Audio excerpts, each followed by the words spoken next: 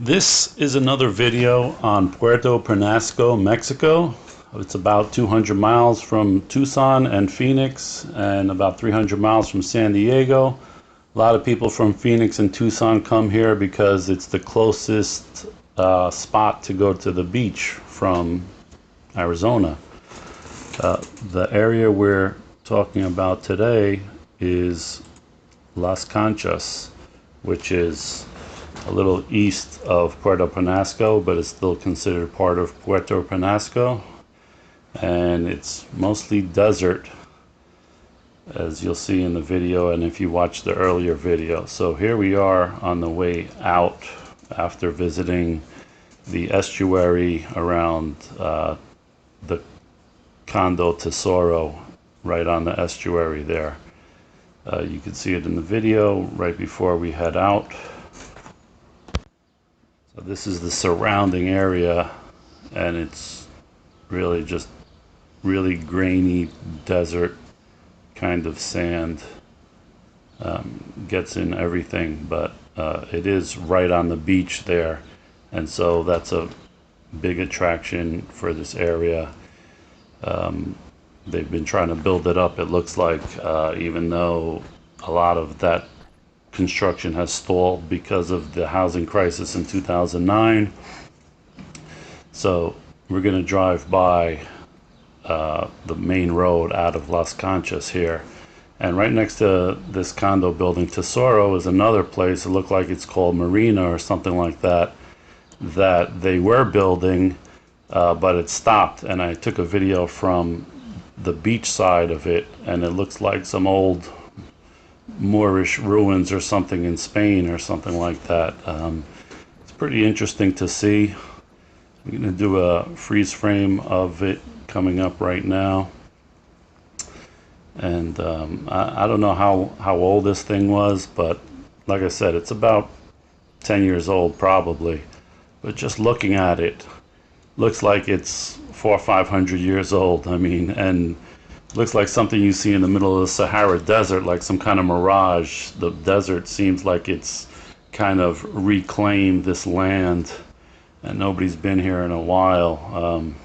I don't think anybody's even attempting to rebuild this or anything like that. It's just sitting there like a ghost town. Probably get some pretty good rates on it on Airbnb if you don't mind. No windows, no electricity, and no staff.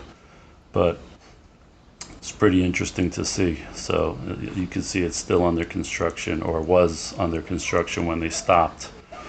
So this is the main road driving out of Las Conchas and heading back to Puerto Penasco, where we're going back to the Sonoran Sky Resort. Most of these houses on here are pretty big, so I don't know if they built them for rentals or just a summer house or whatever. Coming up on this house over here is real interesting. The yellow and red house looks like a Ronald McDonald's house or something. I don't know why they painted it like that. My guess would be that if they're ordering something out, some pizza or something like that, and they say on the white or tan house on the road, every house on this road is white or tan, so it's probably hard to find. But if you say, hey, I'm the house that looks like McDonald's colors, it must be pretty easy to find for them. All kidding aside, there's a lot of activity on this street. You see a lot of cars, you see a lot of people on little dune buggies or whatever they are, and a lot of SUVs coming in, coming out. And these houses are pretty nice. And on the left is the beach, and on the right is just the vast desert. So they are still building here.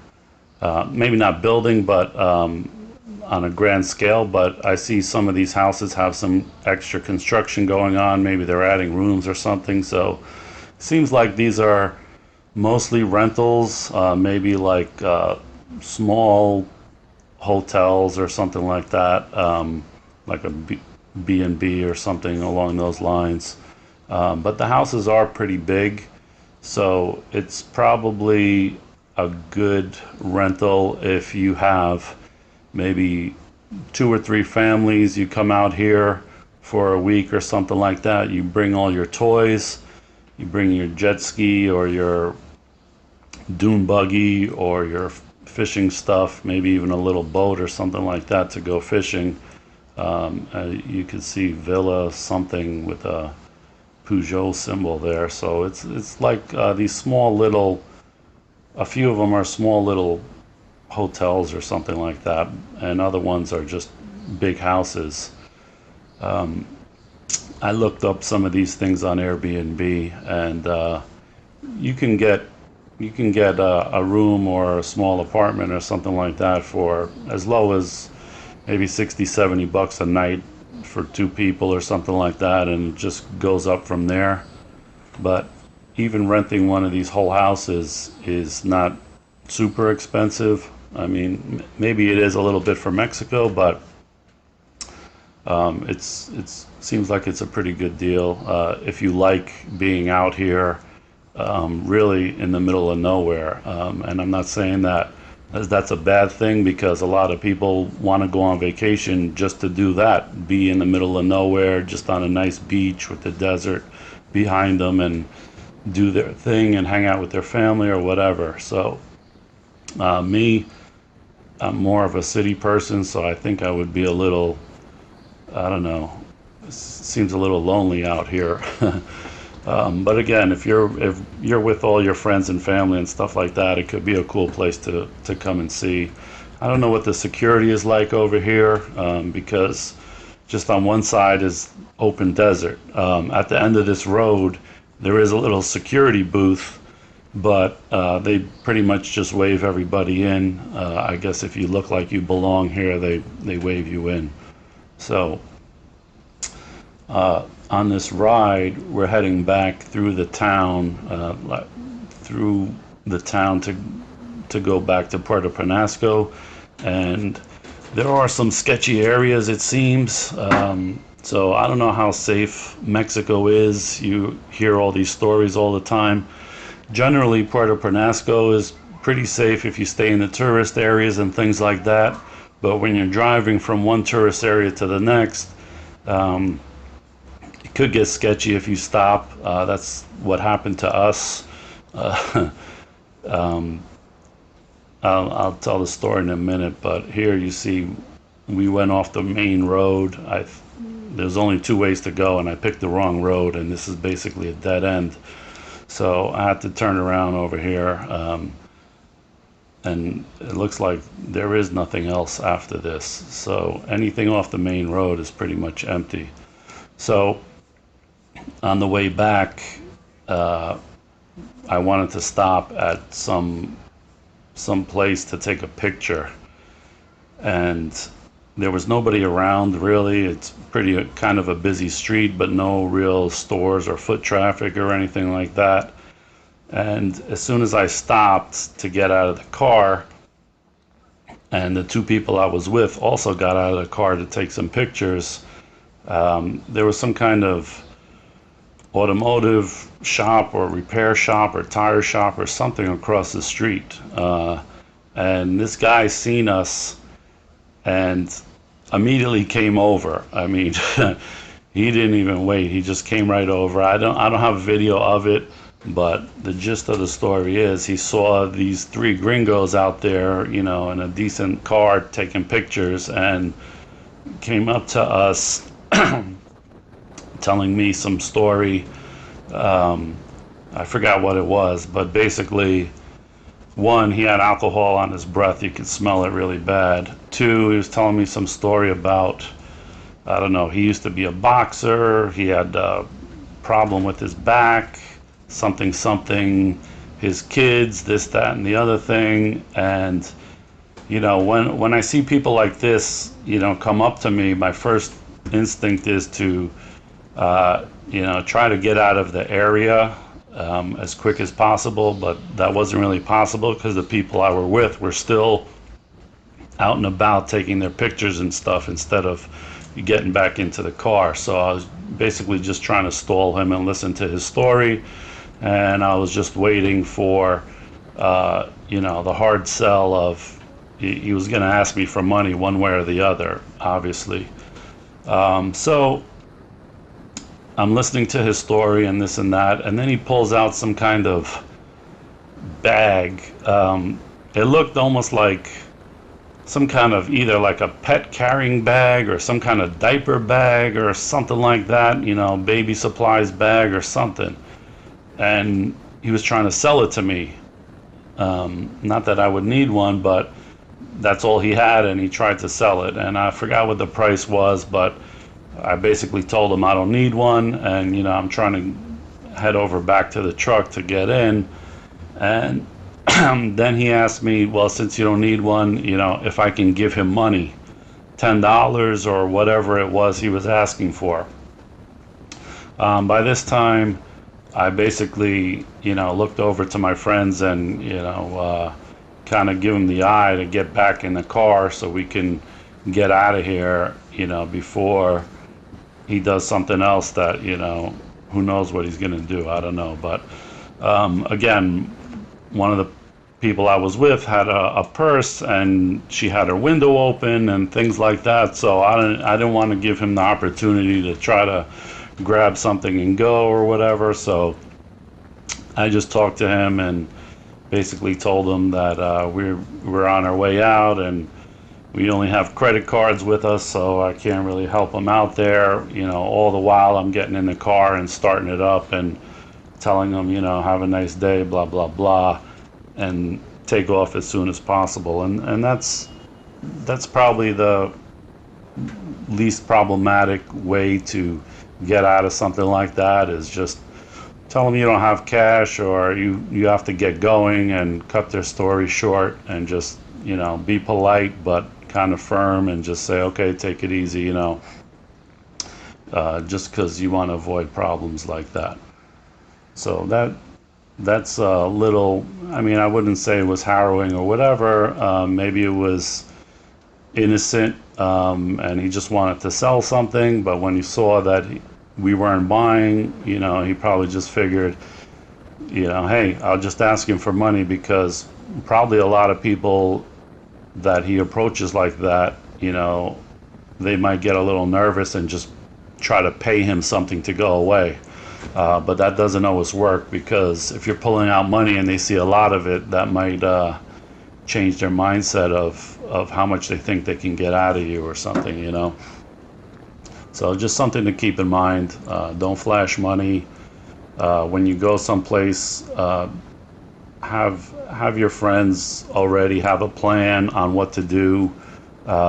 If something like that happens, if somebody approaches you, always just be ready to go and head out as quick as possible, and keep it as calm and polite as possible.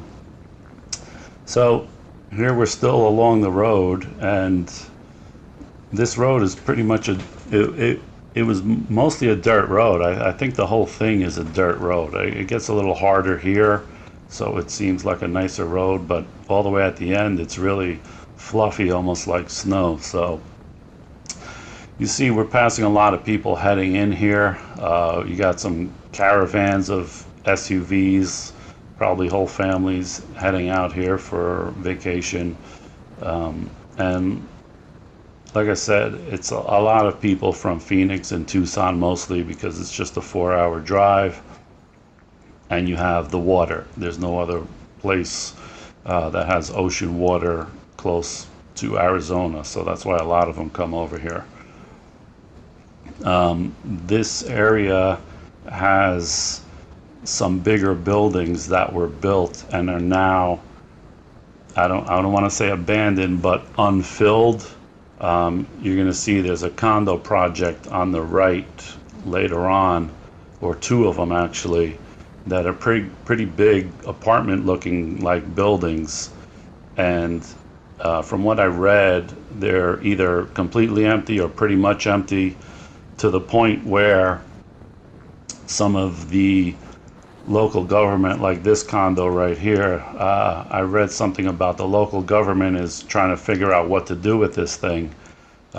Maybe it was foreclosed on and the government owns it now, I don't know, but they were even bringing up the idea of possibly making it a jail or something like that. I don't know. That could just be them talking. I don't want to scare anybody out of coming over here or anything like that, because I just know a little bit about it. I'm not an expert. So here's a security booth coming up, and they don't really stop you that much. But you see there's a lot of people coming in with kayaks and jet skis and all kinds of stuff. So they're here to have fun. They're not really looking to rob anybody or anything like that. But again, at night, I don't know how safe this place is. I personally, I wouldn't really feel that safe being out here. Tell you the truth, but that's just me.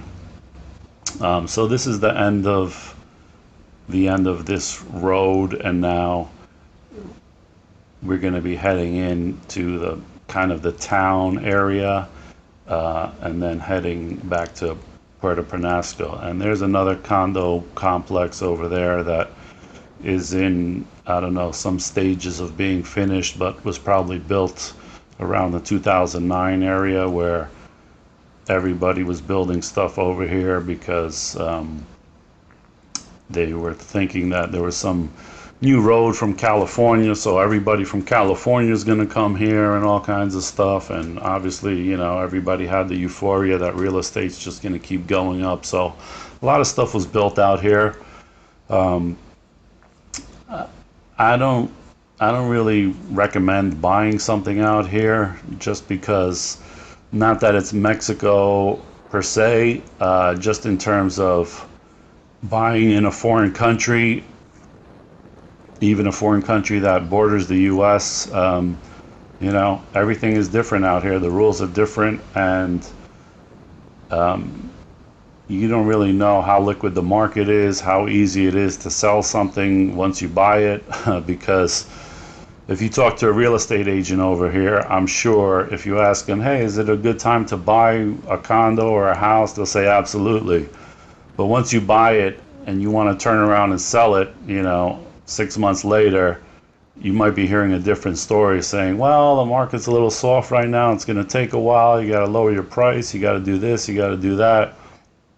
So in Mexico, and probably in most places around the world, the best advice I've ever heard was, if you're from the U.S., invest your money in the U.S. in real estate or whatever you want to invest it in, and use that money to rent in these other places where you want to go to. Because that way, you're not locked in to a place that you may or may not get tired of. And let's be honest, every time you go on vacation someplace, you get the excitement, you get that ether or whatever you want to call it of, hey, we should live over here and let's buy something and it's going to be so awesome and all this stuff. But that wears off after you start living there for a while or permanently, or there's a big difference between staying someplace a week or two and staying someplace for 6 months, so, or even 1 month. So this is the main road that leads you back towards Puerto Penasco. And again, it's not super busy, although there are some stores and restaurants or whatever, but it's still pretty deserted, not really built up that much. It's just this one street going through here. There's some stores here and there, but for the most part it's pretty desolate. And this is the street where we pulled off to the side to take pictures, and where we had that guy come over and hassle us to buy something or give him money or whatever. So you see there is no foot traffic around here. Everything is driving, everything is far spread apart and everything. So I don't really think it's dangerous, especially right now in the daytime, driving around. It's not like what you see in the news in some areas of Mexico, like Acapulco or something like that, where you hear about all these shootings or beheadings or something like that, and scares a lot of tourists away. It's not really like that, but it it could get a little sketchy, just at night or depending on where you go. So you just need to stay in the well-lit areas or well-traveled areas, tourist areas, and things like that, at least at night. In the daytime, you could venture off a little bit, off the beaten path. It shouldn't be too bad. Just obviously don't flash anything or give anybody a reason to want to come up to you or see what you have. So there's a sign for Las Conchas, and pretty soon we're going to be almost in the downtown area of Puerto Penasco, where there's that, I guess, that dolphin or whatever statue. This road is more busier, more commercial traffic, more stores, gas stations, the OXXO, which is like the 7-Eleven down there. There's a lot of them around. So this is, I would say this is a pretty safe area, at least in the daytime. There's a really good chicken restaurant over here where they roast the chicken on a big oven or whatever. Everybody swears by it. I think it's called Luis's, something along those lines. So there's the little road that leads to the downtown of Puerto Penasco. Not the port area, but the kind of one of the downtowns. So this is where I go to Max's Cafe in the morning when we walk along the beach over there and things like that. So it's a small area, and it's easy to get around. There's nothing super far away. Whatever you need is pretty close by. So when we make this turn, we're going to head through the downtown. You see the stores, and then we're going to be heading towards the Sonoran Sky, and along the way you'll see all the vendors that rent the little dune buggies, or whatever you want to call it, the little four-wheelers that a lot of people rent to go drive through the sand dunes down here. That's really popular. So it's very easy to get around here. You're not going to get lost because there's only like a few main streets. This is one of them, and the other two we were just on were one of them. So everything is pretty much on a main street, and getting to a main street is just a few blocks away from any little street you're on. It's small, but there's a lot of things to do, a lot of restaurants to go to and things like that. So you're never at a loss, and there's multiple places to go to. So up ahead already is another OXXO, the 7-Eleven around here. And you got your little tourist trinket shops and things like that. And a lot of probably pretty good restaurants with the roasted chickens and the tacos and things along that line. Some people are always wondering, can they get around without speaking Spanish down here? And the general rule is, for any place around the world, if you're in a tourist area, the people that deal with tourists, the businesses or whatever, they all know English. They may not know great English, but they know enough English to to sell you something or to rent you something or whatever you need to do. So never worry about not going someplace just because you don't know the language. Most places, as long as you're not going too far off the beaten path, they all know English to some extent or another. So here's a lot of the rental agencies here that rent the 4x4s and scooters or whatever.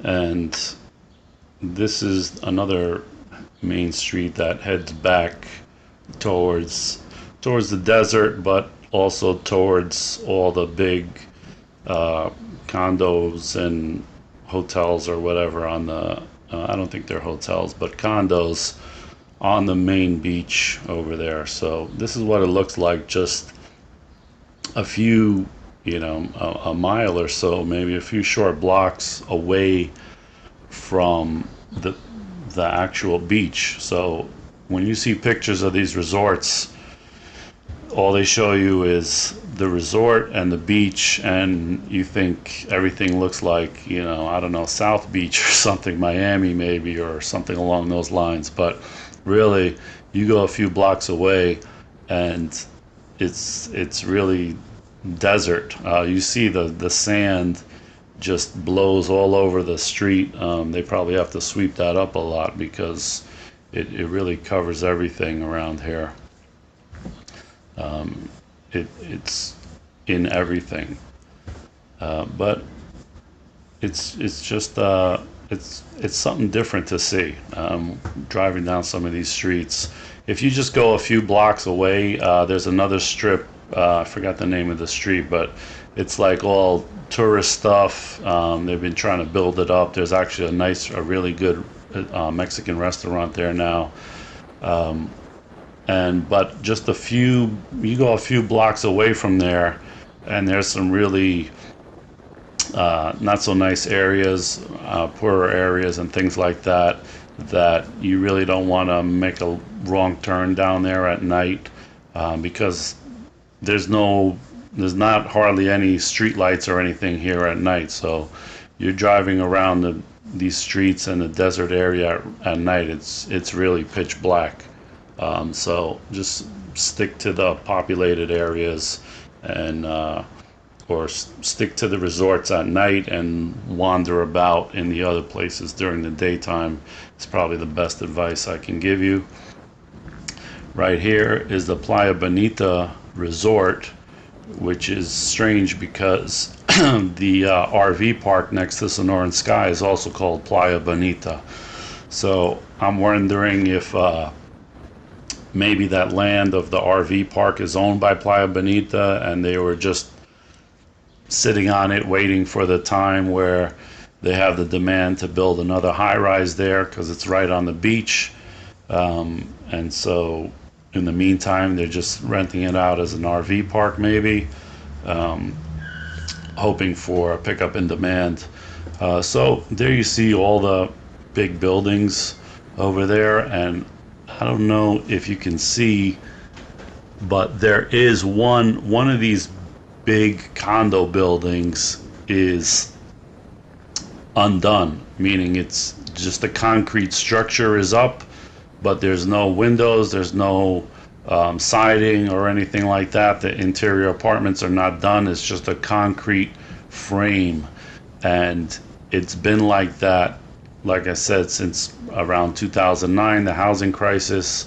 I guess they built it expecting people to put deposits or buy them up, and it didn't happen, and the market turned and the thing just sat there. And I don't know if a building like that that's open to the elements is viable anymore. They might have to tear it down and start all over the next time another boom comes back here. But I'm sure it will come back, because this place is really popular. A lot of people from Phoenix come here, and a lot of students, obviously from Arizona, come out here for spring break. So I don't think this area is going away anytime soon. In fact, I think it's just getting more popular.